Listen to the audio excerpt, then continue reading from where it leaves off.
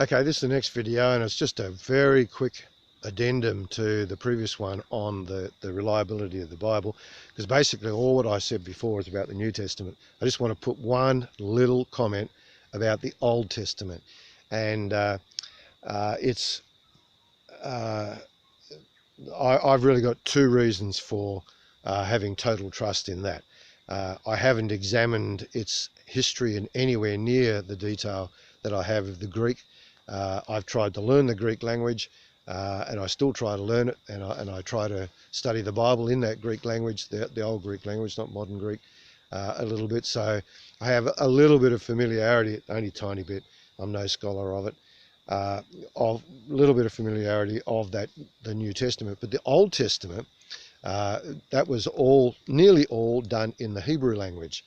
Not all of it. A little bit of it was done in Aramaic, apparently, and which actually, incidentally, was the native tongue of Jesus. He spoke Aramaic. That was his home tongue, or his mother tongue, not Hebrew. Although he would have spoken both Hebrew and Greek, as was the normal status for people in his area in those days. But something Jesus said, makes me very confident that, well, equally confident of the Old Testament as I am of the New.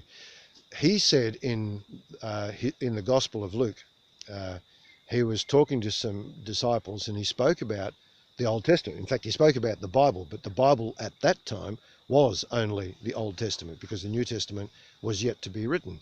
And of course, all of the events, or many of the events of the New Testament, were in the process of unfolding, but the Old Testament was finished, I think, around 300 years or more.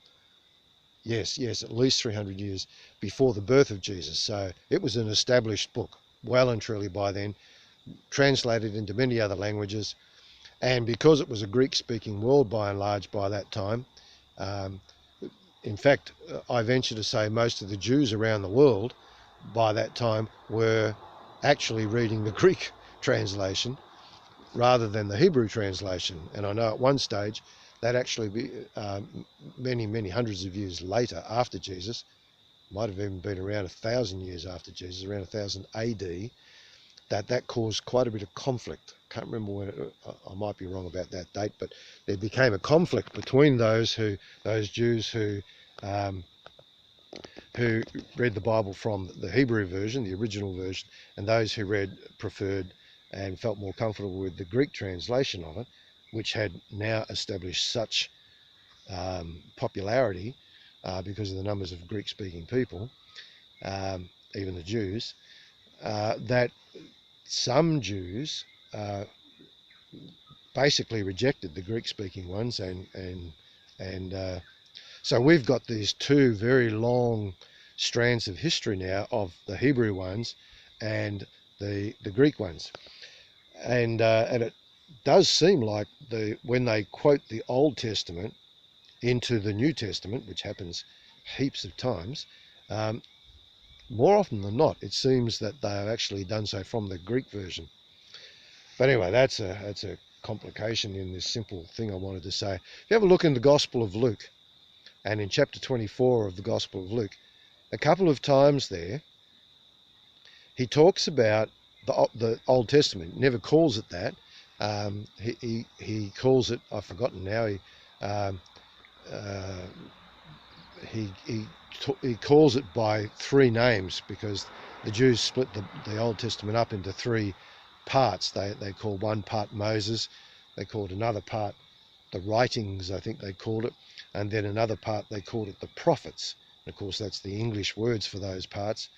And I think the Moses portion, they actually, rather than calling it Moses, they called it the law portion, or the Torah in Hebrew, and then they called the writings and the prophets by their Jewish names. And if you took the letters of the Torah, the Moses one, that's a T, and the other one is an N, and the third one would be a K, and they made up this abbreviated acronym It's not the Americans only who did it. The Jews were doing it from a long time ago. They took these 3 letters and made up a word, Tanakh, however they say it. I don't know how to say it, but that's their name for the Old Testament.